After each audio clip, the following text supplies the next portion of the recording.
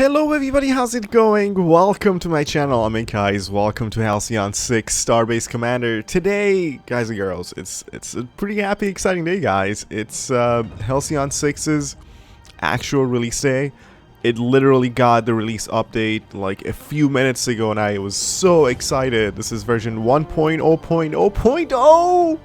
I've been waiting for this for so long. If you guys are not familiar with my channel or myself much, I did have an almost 20 episode series of this back when it was just like the unfinished Act 1, and I played it until the point that the game was just basically unplayable, and that was like all the content available. And then so much has changed to a point that like I can't even use my past save that's unusable, so we have to start over again. But I couldn't be more excited, and this series is going to be a long one.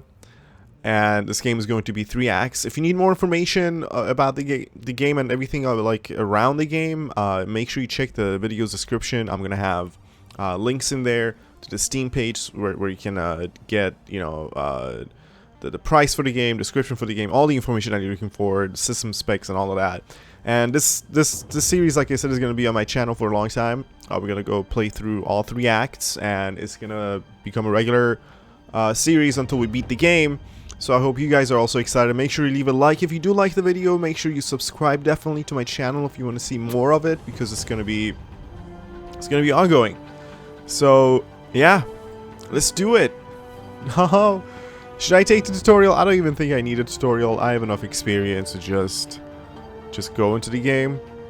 Not to underestimate like what's new. Like there might be so much new stuff in here, but you know, I have experience, I know what I'm doing, and I'll kind of take you guys through the game, and I explain some mechanics and things that are happening, but it's easy to understand. We're gonna go to the main campaign. As far as difficulty goes, let's see. Cadet, you're new to space strategy games. Resources are abundant and cruel expansion is tame. Enemies have much less health and do much less damage. That is not my playstyle. We at least do regular, like medium. You have limited experience with space strategy games. Enemies have less health and do less damage. I'm Halcyon 6 Starbase Commander. Okay, keyword commander. You're experienced with space strategy games and enjoy a healthy challenge. This is the way the Halcyon 6 is meant to be played. So we say indeed. And let's take us let's go into the game and see what's going on. Choose your first officer. Ooh, exciting. Ooh, Corbin Lau. I have so many good memories of Corbin Lau. I think it's gonna be Corbin Lau. There's no debate regarding that, so get used to Corbin Lau. It's going to be my tactical officer. Basically, he will have a set of ground abilities and a set of space abilities, and this is my own personal tutorial to you guys, just so you know, because there will be space combat and ground combat, where we will be doing ground combat on planets or my own starbase and like, you know, different places. But another key thing to remember is that attacks and abilities synergize together. So what you want to do is you want to set up some sort of effect like blindness, and you want to have like an ability that can inflict blindness, and then you will have another ability maybe on the same character or somebody else who will exploit what you have inflicted, and it will like exploit blindness. So let's see if this one actually has that. So you see there are things that are exploiting, there are things that are inflicting. For instance, let's see. So this one, for example, the kinetic expulsion, it inflicts stunned, and then you have another ability. I just saw stunned, didn't I? No, that was confused. All right, there we go. So this one, Mind Toss level 1. This exploits blinded, and then we have Phaser Blast level 1. Just like the ground combat, you know, abilities, just real quick. So this one inflicts blindness. There's a 75% chance that it can inflict blindness, and then this one will exploit it, and that will make your attacks much more efficient and powerful. So who is Corbin Lau? Corbin Lau was born aboard the TFS Tamerlane in the middle of a warp jump, leading to him gaining the dreaded epithet Warp Body, which followed him from kindergarten through academy prep. His deep-seated resentment to that fact has led him to cultivate an almost impossibly optimistic disposition, while his inner thoughts are left only to himself and to the counselor aboard the ship under his command. Alright, so we're going to select that officer. He's one of my favorites. And you do want to have a tactical ship, I guess, as your starter ship, or that's how I feel. This is going to be a very personal let's play, so get ready for, you know, very personal decisions that I make. That will be probably very different compared to like other people that you may or may not watch do, or yourself, but hopefully enjoyable and not regrettable decisions. And if you do catch me saying like bizarre things or making absolutely, you know, unreasonable decisions, please correct me in the comment section, but no backseat gaming, obviously. Tactical officers are the most daring and quick thinking officers in the Federation. The power repertoire consists of sneak attacks, immobilization attacks, and combo attacks, while their buff powers can often add aim and damage boosts to friendly units. In space combat, tactical officers are able to command tactical ships, which are the hardest hitting of the 3 ship class types: tactical science and engineering. Confirm Lao. Commander. We've never encountered a biological alien vessel of that mass before. Its appearance in Federation space is worrying, as is the dearth of signals coming from our core planets. Thanks, computer. You should send our fleet out to explore nearby sectors in the new Terran Federation zone and make contact with colonies and facilities, but be on the lookout for more of these aliens. By the way, this is like a reboot series, if you're confused by the thumbnail. The thumbnail is going to be pretty similar to the last thumbnail, but it's just kind of like a reboot on it. And yeah, just to clear that out. In the meantime, you should promote a new officer from the ranks. I've prepared a list of suitable officers for you to access or choose from. Alright. We're gonna... Oh, we have rerolls. Interesting. Interesting. This is a new thing. Tiberia Iglesia, Domingo Sturm, Lillian Galbraith? Okay, I don't know. Let's see. We don't want another tactical. I'm thinking maybe a science. And let me tell you, so engineering is basically your support class. Basically, they facilitate combat. They do a lot of inflicting different status effects, basically, and they also allow for a lot of just support, like healing at the same time dealing damage and things like that. And then you have your science class ships, and they are very much they're like the spellcasters, you know, they're like the sorcerers. They heal a lot, often. Like, for example, this space combat one has well, this one doesn't heal, interestingly. Well, yeah, I mean, they focus, I mean, how would I say? There might be a better explanation coming up when I go to like the ship classes page, and you'll see there, but I do want to take a science class basically right now. So we're going to take Domingo, hypothesizing that the primary defense issue of the Federation being the relative slow population growth of humans. Domingo Sturm attempted to sidestep the normal debate on best practices for Federation cloning policy to instead propose a human producing factory with a primordial soup genetic marriage algorithm concept, arguing it would better mimic the psychological foundation behind human gestation, and thus avoid the kind of existential crisis that caused clones to violently dash out in their adolescence, resulting in inevitable clone revolutions. The Federation Academia was impressed by his proposal, but it hasn't yet been adopted as official Federation policy, much to his disappointment. We kind of don't care about that. Good choice, sir. You can never have too many science officers, if I say so myself. You may not. Alright. Okay, thank you for that. So there are a few things that we gotta do always, constantly. So we gotta watch out, we gotta look around, we gotta make sure that, you know, we know where everything is. As far as systems that we can quote-unquote loot. We're gonna have to like actually travel to these different systems. Like, for example, this is a nebula, this is a planetary system, this is an asteroid field, this is a pulsar.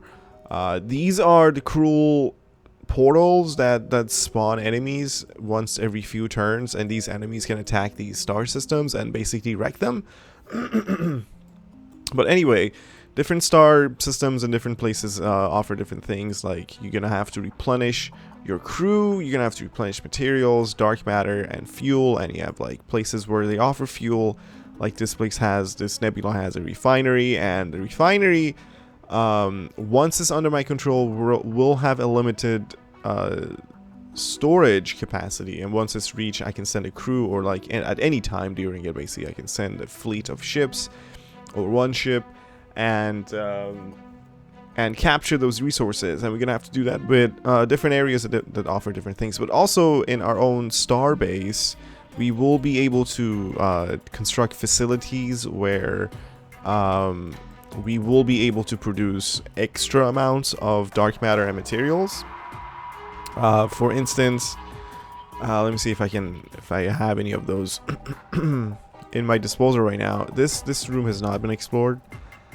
I wouldn't mind actually starting with some of these rooms to get explored, because we're gonna have to expand my base like quickly regardless. So let's send one of my officers into here. Well, before I do this, before I go into like the detail of this starbase, let's just go back. So we have these resources. Ships traveling through space are going to need fuel. That's an important thing. But our starbase itself will have its own production. And then we also have ship management, where we can assign the officers that we recruited to the ships that we have. We right now have a tactical ship ready to go. We don't have to construct one. We could if we want to, and we can go into ship construction tab here, and we have all of these different ships. The Federation is the cheapest one, just in case you need like some sort of drone to go around. It will still need an officer to man and fly and pilot through space, but it's a whatever ship. It's super cheap. 5 crew, 10 dark matter, compared to like these guys cost 500, 600, 400. And they all have build times, they all come with their own different powers. But these are not the only ships that you can construct. There's also a research tech tree. And this tech tree also expands further and further out. This is not just like the ultimate size of it. And you have a ship tech. You can go and you can research different classes of ships, and they get pretty specialized. Like some of the science ships become like very specialized and cool, and you'll see them soon. But yeah, these upgrades also have their own costs of material and dark matter. And basically, lastly, you have your officers' quarter and or officer quarters, and you can check out your officers. You can rename them. I'm pretty okay with Corbane Lau because I have personal attachment to that name since the previous Let's Play that I had with this guy. But we can also see their powers and how they can improve as they level up. This is new. The skill tree is new. This is the first time I'm actually seeing it, but it makes total sense right now. As they level up and as they gain reputation, as we defeat enemies and travel through the galaxy, these guys will gain new abilities, will gain chances to level up and get stronger. They have their own perks. These perks are going to be achieved also, I guess, as we go on. Yeah, these are the ones that you get them as you go on, and they add to like their ship's resilience and speed and things like that. I don't know what warp attuned, obsessive, optimistic and these mean right now, how they're going to affect the gameplay, but just good to know for now. We also have, wait, hold on, let's go back to the officer's quarter. We also have Domingo and his powers that we should definitely take a look at right now. These are his ground abilities. Well, his ship abilities are basically going to depend on the ship that I give to him, but we do need a second ship, and I believe we can construct an acolyte. And an acolyte is going to very much specialize in healing. So we have, or not, yeah, basically it's going to be healing. Where is the right? Isn't it the one with healing? I'm pretty sure it's the one with healing. Or maybe eventually it will get healing. Yeah, here it is. Heal. Oh, duh. It says heal right here. Alright, so heals. Inflicting sensors offline and exploiting hull breach. And the knight class that we have actually... Wait, no, not the knight class. The rogue that we have. It exploits sensor offline. So when we inflict sensors offline with the acolyte ship, we can exploit it with the harass ability from the tactical ship. And then ship down... disables ship for 1 turn, I believe, as far as I remember, and yeah, let's go into this. We're actually gonna build this. We have the crew for it. We have everything that we need for it. So we're gonna put in the order for it. And while that is being built, I'm gonna go and assign the correct officer to my rogue ship here, which will be Corbane Lau. I can rename it. I can call it. What was I gonna call it? I had a really good name for it. Why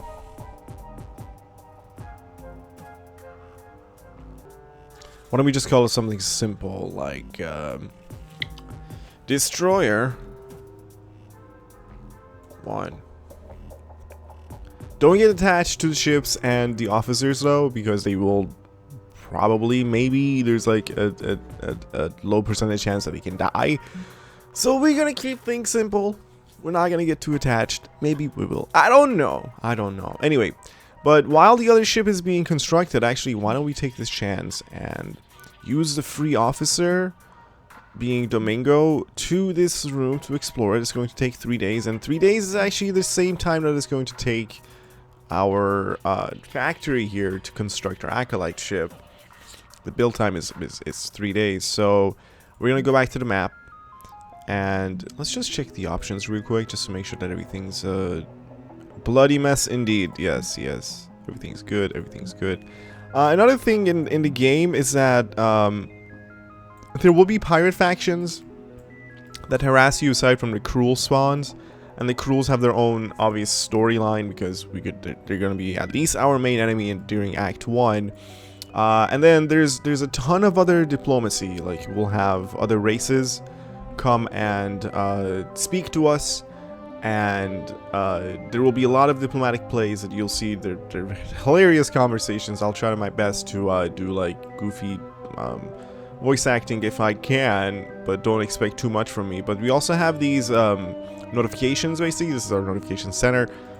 We have 3 ongoing missions, hunting down pirates. These are the pirate fleets. ETA is requesting aid, or ETA, whatever you want to say, ETA. And we have to expand the fleet in the Starbase. And this is basically our own little quick start guide.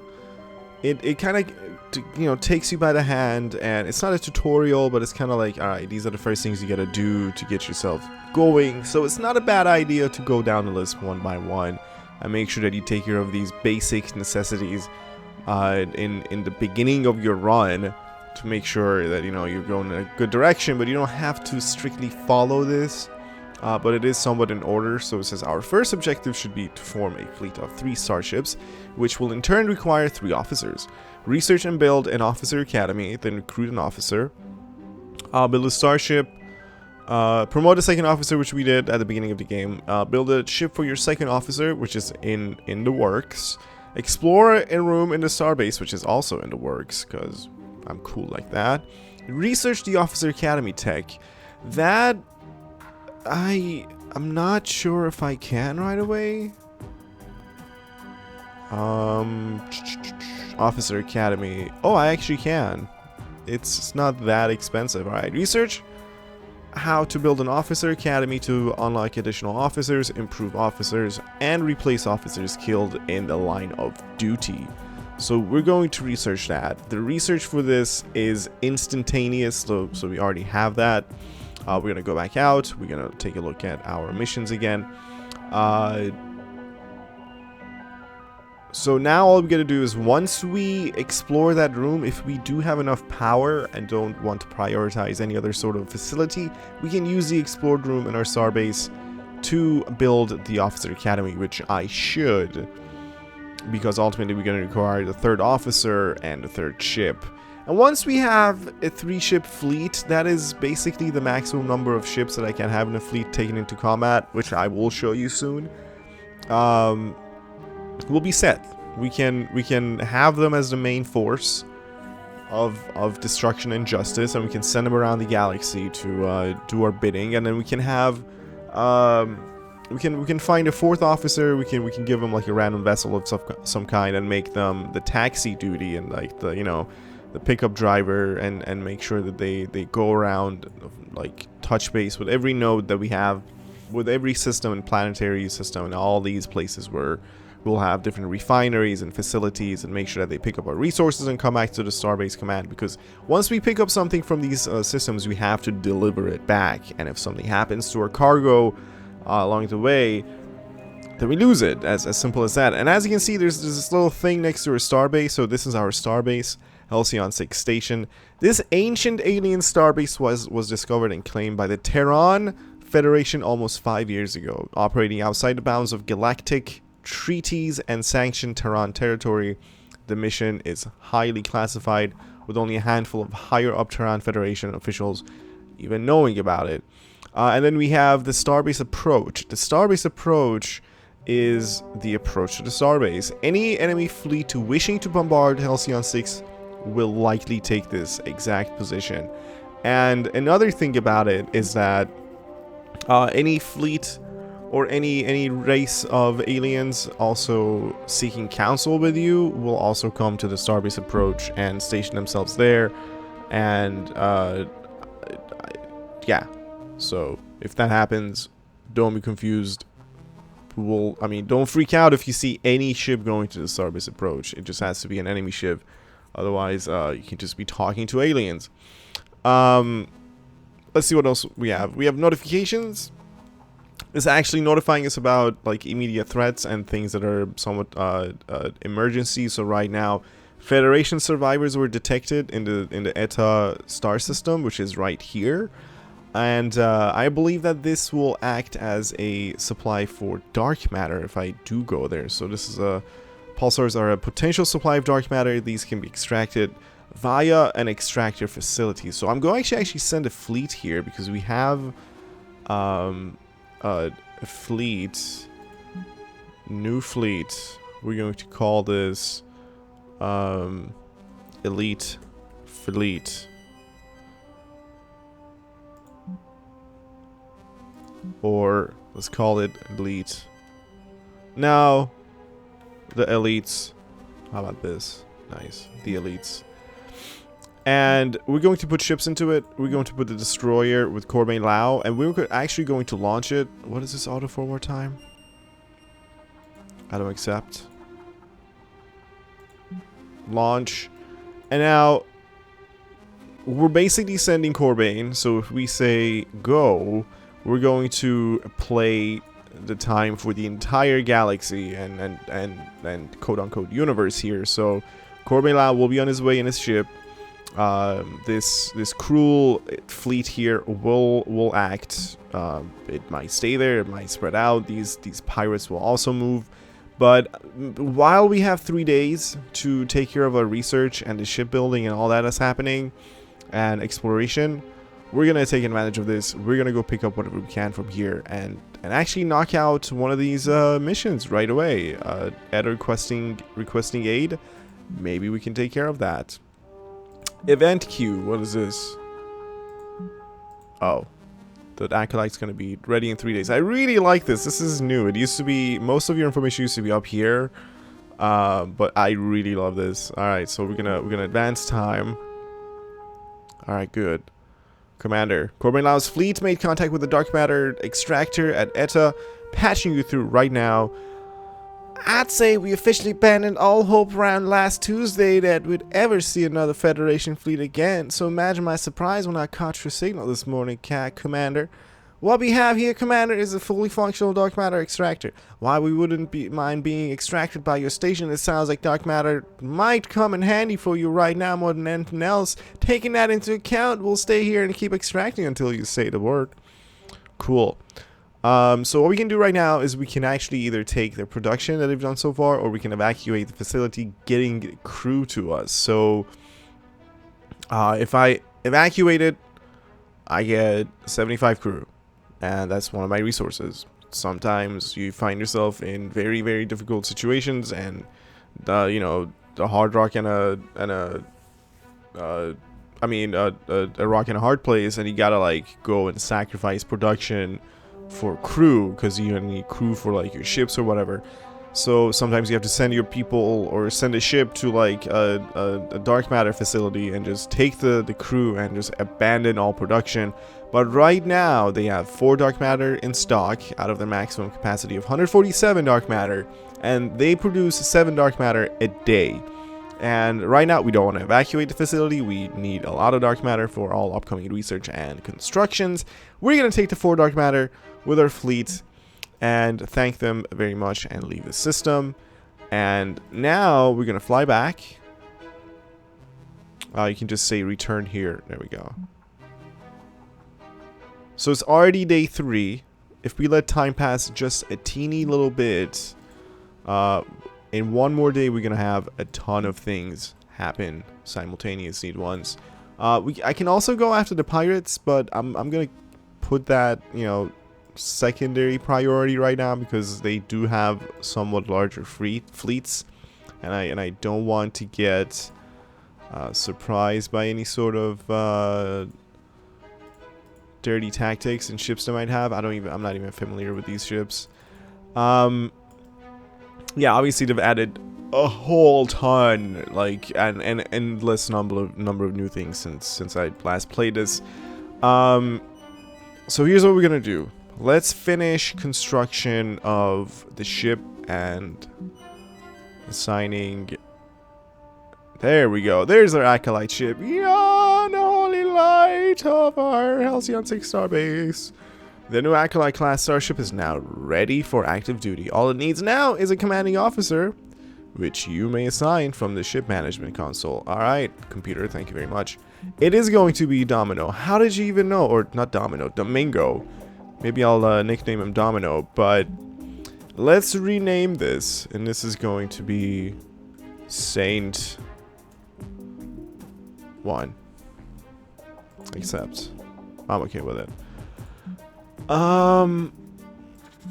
Very good, very good. Things are, you know, coming together, surprisingly. This is going to be done soon as well, so let's let time go by a little bit longer. Excuse me? Did you not explore that room?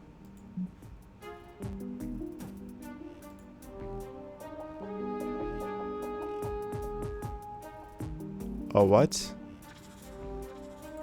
I thought I said continue doing that. Or I thought I'd assign you to that. Oh, that sucks. Alright, we're gonna add 2 officers to both of these, because they need these rooms to get explored ASAP. I did not know they're slacking off like that. Alright. So what's going on here? Alright, couple of days left to explore those rooms. We are falling behind. That was a mistake. That should not have happened. Commander, we cleared out section you asked for. You know, the crew gets 3 experience and extra materials. There's a chance of running into enemies, but right now we're okay. We're gonna say acknowledge because we know which one it is. And then next one is done. Also, we get materials and experience and no enemies. We're going to say acknowledge. We're going to stop the time. We don't want too much time to go by. It is a good time to go and pick up fuel from here and pick up our dark matter from here. Now that these spaces are explored, we can also start building this officer academy. The only problem is we don't have enough power or enough materials. So what do we have to do first? We have to make power, and power will stack as far as I know. So let's take a look at this. So the diatherium reactor Obviously, it doesn't consume any power itself because it generates it. It makes an additional 20 power a day, and I believe that if you build them close to each other, they will give bonuses, kind of XCOM style. Correct me if I'm wrong, but we're going to construct this. And then in the room adjacent to that, we will make the Officer Academy, but for now, we've used close to all of my materials, but that's a necessary move, you know, we had to do that. So what we're going to do instead now, since we have our full fleet, we're going to send a couple of our ships to collect the rest of our things. And I think the smaller your fleet, the less fuel you might be using, but I may be totally wrong. I think I am wrong. But yeah, so we're going to launch. We're going to go pick up this fuel. Commander, Corbin Lau's fleet made contact with a fuel refinery at Ghost Head, patching you through right now. This is one of the original quests actually in the game. Commander, you can't imagine how good it is to see a friendly face. We are all feeling a little hopeless until we caught your fleet's signal. Now, Commander, though it's a nice view, my crew and myself would much rather prefer to be transferred to a little less precarious location.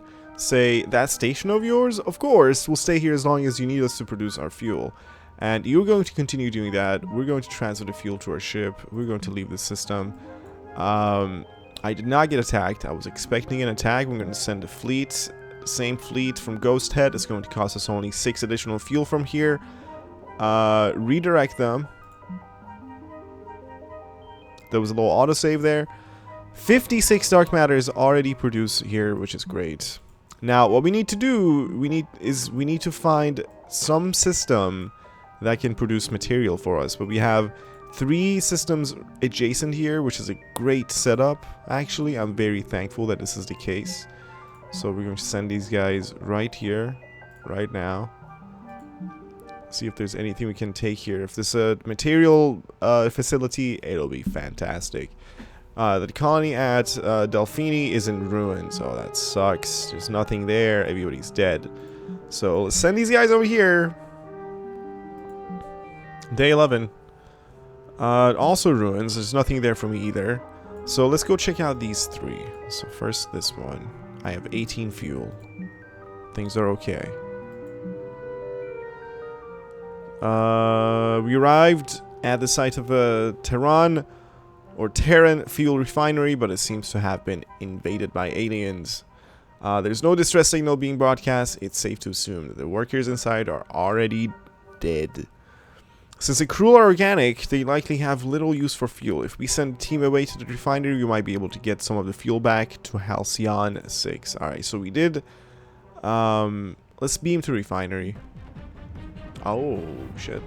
So we beamed in to the refinery on in the system, and we're facing an enemy here. This is Juvenile Cruel Sensate.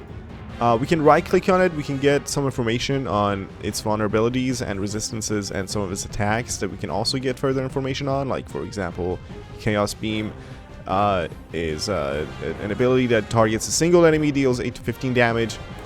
Hit chance, exploitations, recovery time, and excrete bomb. Cooldown recovery is a heal. Okay, so he just attacks with the Chaos Beam and heals with the bomb. It is weak to beam attacks, and hopefully we can add a cadet here. We can. Let's add this gentleman to our team here, and we're going to deploy the officers. And here's where ground combat happens. You have not seen, surprisingly, we haven't done space combat yet, but you're seeing ground combat. So we need to exploit this guy's vulnerabilities right away. If we don't, that is like the most important thing to do in every encounter in this game. We have to exploit vulnerabilities. We have to set them up for exploitations using our own abilities. So if we have any beam attacks, they will have to be used. And anything that can reduce this guy's 90% accuracy also can be great. Afflicted. Does this do armor breakage? Deadly gamma radiation rays at your target. It's biological damage. This is just a regular damage. It's not associated with beam or anything like that. Inflicts exposed and blinded. That's actually pretty good. Really low chances of those two happening, but I mean, decent-ish damage. 8 to 14 is not at all bad. So we're going to do that. Oh, this little toolbox is new too. This would not pop up before. Oh my god, I love this. Great. Okay, so it is both blinded and exposed, and here you can see what they actually do. Blinded is negative 30% aim, which is exactly what I needed, so his aim is sitting at only 60%. And then there's also exposed, which basically breaks their armor. It's kind of like the flank, the 10% flank, or 10%, you know, armor penetration. This unit has been exposed and defenseless. Resulting in increased damage resistance. Or decreased damage resistance, or increased damage taking. And now we are... This is Corbe Lau himself, and he has actually, I think, 2 beam abilities. Oh no, one of them is beam. The other, what is this one? Point blank is just a regular shot. Yeah, okay. So here's the thing. Now that he has inflicted, or we were able to inflict blindness and exposure on him, we need to exploit that. So we have to weigh, you know, we have to see if we do have an ability that does that. Like this exploits exposed. But this is a beam attack. So beam attacks against this guy have their own level of like extra vulnerability on his half or behalf. And then exploitation of exposed will have its own bonus damage. So we have to like kind of like, you know, test them out and see which one has a higher damage output. But I do want to first see what happens if I exploit exposed, because I want his aim to stay low. Or you know what, why don't we just do, we can re-inflict blind so it won't go away. And you will see these have timers inside of these icons, and you'll be able to tell exactly when they're gonna go off, like wear off. So let's actually take advantage of expose, leave it on, and try and see how much damage a beam attack will actually do. So 22 to 33. Let's see what the external vulnerability does. And there was a miss. Next time, I guess, is what he says. You can do... Why don't you shock him? If you landed, it would be great. He totally dodged. Son of a bitch. Alright, so you can see 1/3 gone. Alright, try again. Let's break his armor. He dodged again. Son of a bitch. I can't believe it. We gotta get a base idea of this damage that we can do. 50! That is fantastic. Do again. Well done. Well done. So, okay, so this is going to be... This unit has been afflicted with some sort of illness resulting in decreased damage. So it's not armor breaking. I'm sorry, I apologize for misinforming you. It reduces their damage done by 25%, which is fantastic. This ability goes on cooldown right now, understandably, so we're just going to do the laser pistol for regular amount of damage, which was pretty good. It's close to a crit. And now we're going to exploit this expose and see if we do more than 50 damage, which we should. Ooh, damn. We're very close. 48. This guy's all bloody and gooey and done. We take our rewards, material, dark matter, and this is one way to make a little bit of pocket money around, but your officer has leveled. Click the portrait to promote them. This is new. So back in the day, it would just do it for you and ask you in like a dialogue system what route you wanted to take, but this is way more intricate than the previous leveling system. Here are the number of skill points you can spend on upgrading your officer's powers. Alright. Okay, click to dismiss. Each officer has at least 3 ship combat powers and 3 ground combat powers to choose from. You can hover over a power to read the description, and then if you like it, you can click on it to spend 1 skill point to unlock or upgrade that power. Thank you. We managed to retrieve 54 units of fuel safely, Commander. We should return to Starbase now. Well, after I level up. So give me a second.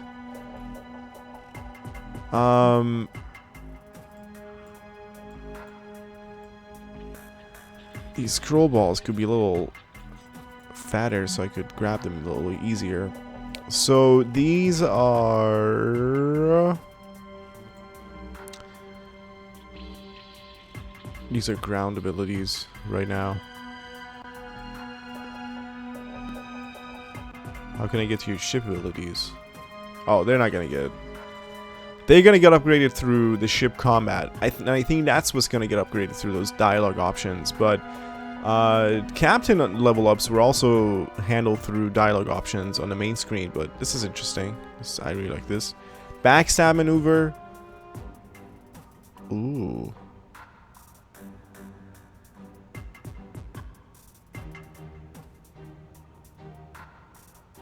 Oh. So you have... Oh, so you have their ship abilities up here as well. So I can get one of these. Ship disable. I really like that. Can I combine it with this guy's abilities? Hold on. Excuse me. Officers. Thank you. Wait, no. Nope. Wait. Ships. I need to look at my ship's abilities. This one, for example, has exploits. Let's see what they have infliction wise. Engine down, sabotage, sensors offline, and then exploitation, sensors offline, and vulnerable. And you do hull breach. Alright, anything with hull breach, or yeah, okay. Alright, let's take a look again. We're going to our officers. Let's level them up. What about you? You have dark matter extraction, crew panic. You might get censored offline, but there's a higher chance you can censor offline somebody else. Inflict ship disable, exploit weapons disruption. As a support ship? Yes. Now, can you exploit that?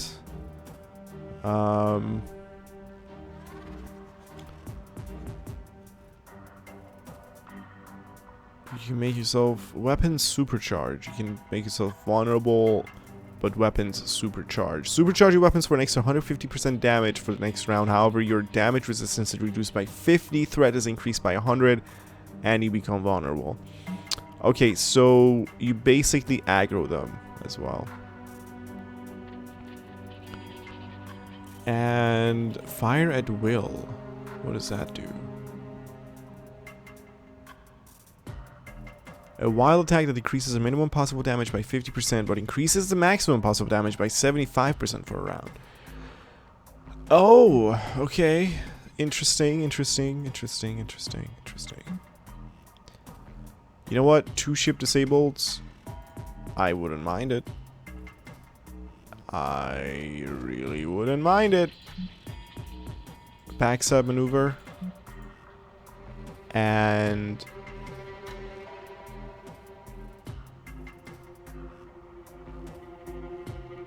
stasis lock. Yep, we're gonna have 2 of those. You have no idea how important it is to be able to disable ships.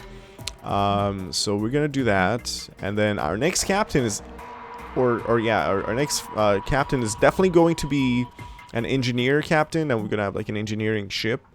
But let's continue our voyage in the next episode, guys. But I think I did a good job covering like the basics of the game. Next episodes are going to be a little shorter. We're gonna contain it within half an hour of operations. But yeah, I really hope you enjoyed it. If you did like it, leave a thumbs up on the video. I would greatly appreciate that. And make sure you subscribe to my channel for future episodes of this series and a ton of other games that I play. And I have a list of like 15 new games that are coming out that I will be adding to my channel, so it's going to be juicy. And as always, thank you very much for your time and attention, and I will see you guys in the next episode.